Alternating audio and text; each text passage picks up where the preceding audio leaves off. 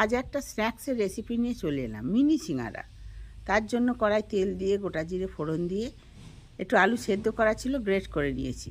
এবার একে একে জিরে গুঁড়ো, হলুদ গুঁড়ো, ধনে গুঁড়ো সব দিয়ে ভালো করে মিশিয়ে নিলাম। একটু নুন দিলাম আর একটু ভাজা মশলা ছড়িয়ে দিলাম, কাঁচা লঙ্কা কুচি ছড়িয়ে বেশ করে ওটা মিশিয়ে নিলাম। মেশানো হয়ে গেলে এদিকে ময়দাটায় নুন, কালো জিরে, ময়ান দিয়ে মেখে নিলাম।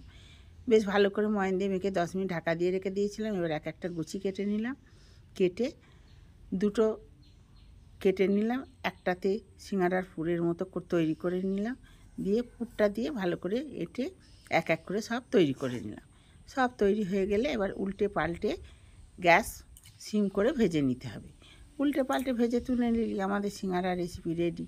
এইভাবে করে দেখবেন, খেতে তো অসাধারণ লাগে, একবার করে দেখতে পারেন। ও সন্ধেবেলা মুড়ি দিয়ে যা লাগবে না।